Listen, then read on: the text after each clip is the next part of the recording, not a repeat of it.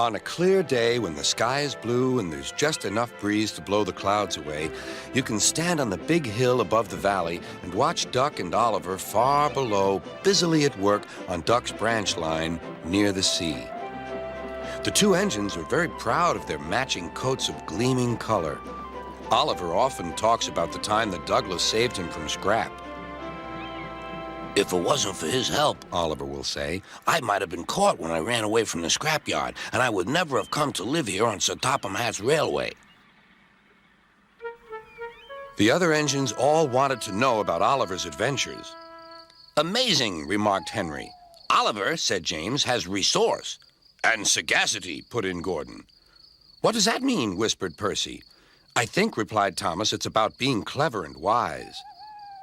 He is, finished Gordon, an example to us all. I'm sorry to say that Oliver became very puffed up in the smoke box. Henry says I'm amazing. He's right.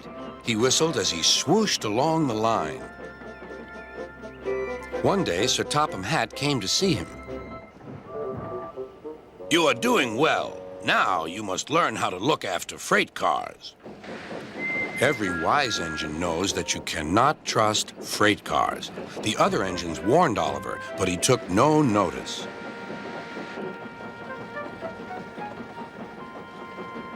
You think I can't manage, he said huffily.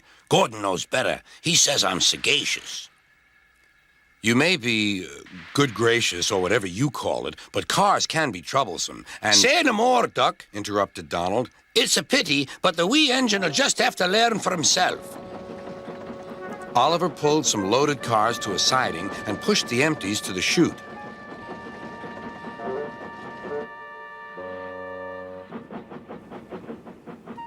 Then he came back to take the loaded cars away.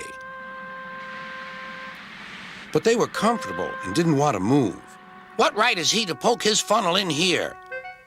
We want Duck. Or Donald. Or Douglas. Look sharp, puffed Oliver. That's not the way to speak, hissed the cars. We'll get even. Oliver heard nothing. The cars moved smoothly at first, then suddenly Oliver felt them push forward. His driver applied the brakes, but they were useless against the surging cars. On, yelled the cars. Oliver fought hard, but still they forced him on and on.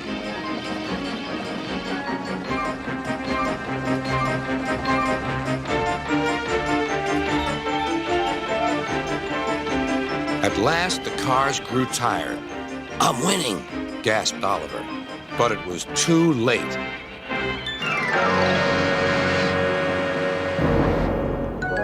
Oliver lay bruised and bemused, bunker down in the turntable well. Duck surveyed the damage. Hello, Oliver. Are you being a good gracious engine? Beg pardon, but we really don't like this sort of surprise. Donald and Douglas will miss their turntable until it is mended. That evening, Oliver was hauled gently to safety. I'm sorry, sir, he said to Sir Topham Hatt. I should have listened to Duck's advice. I don't feel good gracious or whatever it is. I just feel silly. Well, Oliver, replied Sir Topham Hatt, now you know the damage cars can do. Yes, I do, sir. I look like a load of scrap iron. Oh, I don't think so, laughed Sir Topham Hatt. But you do need to go to the works to be mended. The other engines now felt sorry for Oliver. The branch line won't be the same without you, whistled Duck. Come back soon. A few days later, Oliver did come back. His coat gleamed brighter than ever. He was a wiser engine, too, and never made a mistake about cars again.